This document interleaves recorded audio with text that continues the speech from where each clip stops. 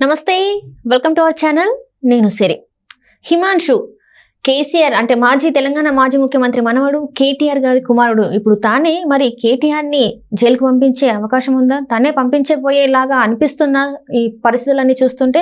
So ఈ అంశాన్ని మనకి వివరించడానికి మనతో పాటు ఉన్నారు ప్రముఖ senior journalist, political analyst CS Rao గారు. నమస్కారం సార్. నమస్తే. ఇప్పుడున్న పరిస్థితులలో కేటీఆర్ గారిని ఎవరో జైలుకి పంపించాల్సిన అవసరం లేదు అనిపిస్తుంది. తన సొంత కుమారుడే హిమాన్షి జైలుకు పంపించే అవకాశాలు కనిపిస్తున్నట్టు అనిపిస్తుంది. మరి ఇందులో ఎంతవరకు వాస్తవం ఉంది సార్? సో ఇప్పుడు హిమాన్షుకు ఉన్నటువంటి ఆస్తులు ఎక్కడి నుంచి వచ్చాయని చెప్పి విచారణ కనుక చేస్తే తండ్రి కేటీఆర్ జైలుకి వెళ్ళేటువంటి అవకాశం ఉంది. ఎందుకు అనంటే అఫిడవిట్ లో కేటీఆర్ గత ఎన్నికల్లో ఏం చేశారంటే హిమాన్షుకు సంబంధించి నా మీద ఆధారపడలేదు, హిమాన్షుకు సంబంధించినటువంటి ఆస్తులు ఏమీ లేవు, హిమాన్షు నా మీద ఆధారపడలేదు, మైనర్గా ఉన్నటువంటి తన కుమార్తె తన భార్య ఇద్దరు మాత్రమే నా మీద ఆధారపడి ఉన్నారని చెప్పి గత ఎన్నికల అఫిడవిట్లో పొందుపరిచినటువంటి అంశం.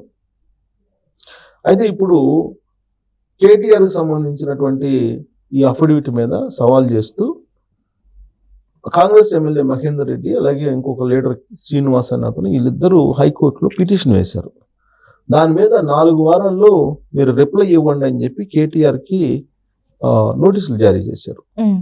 ఏం చేశారు? హిమాన్షుకు ఉన్నటువంటి ఆస్తులు ఏవైతే ఉన్నాయో అవి ఎక్కడి నుంచి వచ్చాయి, హిమాన్షుకు ఉన్న ఆస్తులు ప్లస్ హిమాన్షు అమెరికాలో చదువుతున్నాడు కదా, మరి హిమాన్షుకు అంత డబ్బు ఎక్కడి నుంచి వచ్చింది అనేటువంటి ప్రశ్నలు సంధిస్తూ నోటీసులు జారీ చేసింది. గత ఏడాది జూలైలో అతను మేజర్ అయ్యాడు, అంతకుముందు మైనర్. అంటే జూలై నుంచి మేజర్ అయిన తర్వాత అతను సంపాదించాడా? మైనర్గా ఉన్నప్పుడు ఖచ్చితంగా కేటీఆర్ మీద డిపెండ్ అవుతాడు కదా హిమాన్షు. అలాంటప్పుడు నా మీద ఆధారపడి లేడు అని చెప్పి అఫిడవిట్లో ఎలా మీరు పొందుపరుస్తారు? హిమాన్షుకు ఉన్నటువంటి ఆస్తులు ఎక్కడి నుంచి వచ్చాయి అనే దాని మీద ఇప్పుడు హైకోర్టులో వాద ప్రతివాదనలు జరుగుతున్నాయి. 4 వారాల టైం ఇచ్చారు కౌంటర్ వేయటానికి కేటీఆర్కి. ఇతనికి విదేశాల్లో ఆస్తులు ఉన్నాయి, ఇక్కడ ఆస్తులు ఉన్నాయి హిమాన్షుకి అని చెప్పి కాంగ్రెస్ పార్టీకి సంబంధించిన ఎమ్మెల్యే కేకే మహేందర్ రెడ్డి కొన్ని ఆధారాలని చూపించాడు కోర్టుకి. సో ఇవి కనుక బయటపడితే కేటీఆర్ జైలుకి వెళ్ళక తప్పదు అనేది వినిపిస్తుంది. సో ఇప్పుడు హైకోర్టుకి ఇచ్చినటువంటి దాంట్లో ఏమున్నాయంటే ఇప్పుడు హిమాన్షుకి సిద్దిపేట జిల్లా ముర్కుక్ మండలం వెంకటాపురంలో 4 ఎకరాలు, ఎర్రవల్లిలో 32.15 అంటే 32.5 ఎకరం కొనుగోలు చేశాడు హిమాన్షు. ఎంత? దాదాపు అక్కడ 10 లక్షలు అని చూపించారు, ఇక్కడేమో ఎర్రపాలెంలోనేమో 88 లక్షల రూపాయలు చెల్లించి చేశారన్నారు. సో మేజర్ గత ఏడాది జూలైలో అయ్యాడు. ఇంత డబ్బు అసలు ఎక్కడి నుంచి వచ్చింది హిమాన్షు? అంటే దగ్గర ₹1 కోటి పైన అంటారా సార్? ₹1 కోటి పైన అంటే మార్కెట్ వాల్యూ పెడితే కొన్ని 100 కోట్లు కదా. కేసీఆర్ ఏం చెప్తున్నాడు? ఎకరం 100 కోట్లు ఉందని తెలంగాణలో చెప్తున్నాడు కదా. ఆ లెక్కలు లెక్కేసుకో. ఎర్రవల్లిలో 15 ఎకరాలు, వెంకటాపురంలో 4 ఎకరాలు, మరి 4 ఒక 15 32. ఎర్రవల్లిలో 32 ఎకరాలు, 4 ఎకరాలు ఏమో వెంకటాపురంలో, 32 ఒక 4 36 ఎకరాలు. 36 ఇంటూ 100 వేసుకో, అక్కడే ఉన్నాయి కదా 100 కోట్లు. 3600 కోట్లు అంటే 33,600 కోట్లు అక్కడే కనపడుతున్నాయి కదా కేసీఆర్ లెక్క ప్రకారం. 330 అంటే ఎకరాకి 100 కోట్లు వేసుకో, అక్కడే కనపడుతున్నాయి కదా లెక్క. కొన్ని 100 కోట్లు అక్కడే కనపడుతున్నాయి కదా. సో కాబట్టి ఇదంతా కూడా హిమాన్షుకి ఎక్కడి నుంచి వచ్చింది? అతనేమో మైనరు గత జూలై దాకా, మరి ఎక్కడ సంపాదించాడు? అతను అమెరికా వెళ్ళాడు, అమెరికాలో ఆస్తులు ఉన్నాయి అతని పేరు పైన అనేది కూడా ఉంది. మరి ఇవన్నీ ఎక్కడ సంపాదించారు అనే దాని మీద ఎంక్వైరీ నడుస్తుంది.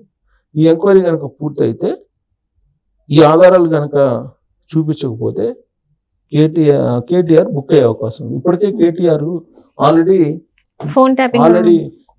ఫామ్ హౌస్, ఇప్పుడు ఆల్రెడీ ఫామ్ హౌస్ ఉంది కదా, ఆ ఫామ్ హౌస్ కూడా హిమాన్షు పేరు పైన ఉందని చెప్పి అంటున్నారు ఫామ్ హౌస్. సో అవన్నీ తీస్తున్నారు. అవన్నీ తీస్తే ఇప్పుడు ఇవన్నీ ప్రూవ్ చేయాలి. ప్రూవ్ చేయకపోతే ఏం చేస్తారు? తీసుకెళ్లి జైల్లో వేస్తారు, అంతే కదా. సో హిమాన్షు అనే అతను రాజకీయాల్లో ఇప్పుడు కూడా ఒక అతను చూస్తే కనుక ఒకప్పుడు కేసీఆర్ తన మనవడికి సీఎం సీట్లో కూర్చోవాలని ఉందని కోరికగా ఉందని చెప్పి సీఎం సీట్లో కూర్చోబెట్టాడు తీసుకెళ్ళి. అది ఎవరు టాలరేట్ చేయరు. రాజ్యాంగబద్ధమైనటువంటి పదవి అది. దాన్ని ప్రజలు నీకు అప్పు చెప్తే నువ్వేం చేసావు? నీ మనవడిని తీసుకొచ్చి కూర్చోబెడతావా? తప్పు కదా. తర్వాత భద్రాచలం రాముల వారికి శ్రీరామనవమి సందర్భంగా ముఖ్యమంత్రి హోదాలో తలంబ్రాలు తీసుకెళ్లకుండా వాళ్ళ మనవడి చేత పంపించాడు. ఏ హోదాతోటి వాళ్ళ మనవడితోటి పంపిస్తాడు తలంబ్రాలు? పంపించాడు కదా. ఇన్ని రకాల అరాచకాలను మరాయించారు తెలంగాణ సమాజం, తెలంగాణ ప్రజలు కేసీఆర్ చేసినటువంటి వాటి. ఆయన్ని పక్కకు పంపించడానికి 10 సంవత్సరాలు పట్టింది తెలంగాణ ప్రజలకి. అసలు 2018లోనే పంపించాలి ఆయన్ని. వాస్తవంగా ఆ రోజున చంద్రబాబు నాయుడు బూచిగా చూపించి గెలిచాడు. అసలు గెలవలా. అది 2018లో వాస్తవంగా ఓడిపోయినట్టు. ఎందుకనంటే ఆ రోజున ఎన్నికల కమిషన్ సారీ చెప్పింది. 5 లక్షల ఓట్లకు పైగా దొంగ ఓట్లు వేసుకున్నారు. ఆ రోజున ఎలక్షన్ కమిషనర్ కూడా సారీ చెప్పాడు కదా. పైగా కొన్ని బూతుల్లో మొత్తం రిగ్గింగ్ చేశారు అనే ఆరోపణలు ఉన్నాయి కదా.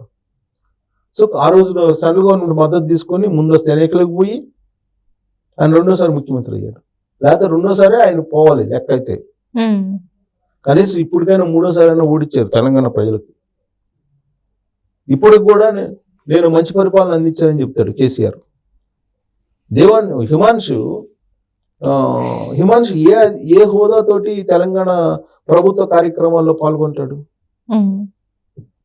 ఏ హోదాతోటి ఆయన పాల్గొంటాడు? హిమాంశు పిల్లడుగా ఉండి ముఖ్యమంత్రి సీట్లో కూర్చొని ముఖ్యమంత్రి హోదాలో తలంబ్రాలు ఇవ్వాల్సినటువంటి చోట హిమాంశుని తలంబ్రాలు ఇప్పించారని అంటే వాళ్ళ సొంత జాగీర్ కాదు కదా, ఎస్టేట్ కాదు కదా తెలంగాణ రాష్ట్రం అంటే. ప్రజాస్వామ్యంలో అధికారం ఇస్తారు. అధికారం ఇచ్చంటే ప్రజాసేవ చేయమనే కదా, అంతే తప్ప నీ దర్పం ప్రదర్శించమని కాదు కదా. ఇప్పటికే కేసీఆర్ జైలుకి వెళ్ళే అవకాశం ఉంది. కేసీఆర్తో పాటు ఇప్పుడు కేటీఆర్ కూడా వెళ్ళడానికి హిమాంశు ఆస్తులు చాలు. హిమాంశు ఆస్తులు కనుక ఆస్తులకు సంబంధించి వివరాలు కనుక తెలియజేయకపోతే కేటీఆర్ ఖచ్చితంగా జైలుకి వెళ్తాడు. అందుకే హిమాంశు రూపంలో కేటీఆర్ జైలుకి వెళ్ళబోతున్నాడు అనేది ఇప్పుడు లేటెస్ట్గా హైకోర్టులో ఫైల్ అయినటువంటి పిటిషన్ బట్టి చూస్తుంటే మనకు అర్థమవుతుంది. సో ఆ పిటిషన్కి 4 వారాల్లో కౌంటర్ ఇవ్వమన్నారు. 4 వారాలు వివరాలు ఇవ్వమన్నారు. కౌంటర్ దాఖలు చేయమన్నారు. కౌంటర్ దాఖలు చేసి వివరాలన్నీ ఫామ్ హౌస్ కానీ లేదంటే ఈ భూములు కానీ ఎర్రవల్లి భూములు కానీ ఇవన్నీ కనుక చూపించకపోతే ఎక్కడి నుంచి డబ్బులు వస్తాయి అని చెప్పి చూపించకపోతే గవర్నమెంట్ ఊరుకుంటుందా? ఊరుకుంటుంది కదా. దాదాపు కొన్ని వేల కోట్ల రూపాయల ఆస్తులు ఉన్నాయి కదా. కేసీఆర్ చెప్పినట్టు 100 కోట్లు వేసుకున్నా కానీ 36 ఎకరాలకు సంబంధించి లెక్కలు లేవు కదా. ఈ తెలియకుండా ఇంకెన్ని ఆస్తులు ఉన్నాయో. అమెరికాలో కూడా ఇతను హిమాంశు పేరు పైన ఉన్నాయని చెప్తున్నారు కదా. అమెరికాలో కూడా ఉన్నాయి. అవన్నీ తేల్చాలని చెప్పి చెప్తున్నారు. సో ఈ ఒక్క కేసు చాలు కేటీఆర్ని అరెస్ట్ చేయడానికి. కాబట్టి హిమాంశు రూపంలో కేటీఆర్ జైలుకి వెళ్ళబోతున్నారు అనేది ఇప్పుడు బీఆర్ఎస్ పార్టీ వర్గాల్లో కానీ రాజకీయ వర్గాల్లో కానీ ఇప్పుడు హైకోర్టులో వేసినటువంటి పిటిషన్ని బేస్ చేసుకొని జరుగుతున్నటువంటి చర్చ. Right sir, right. Thank you so much sir. Thank you.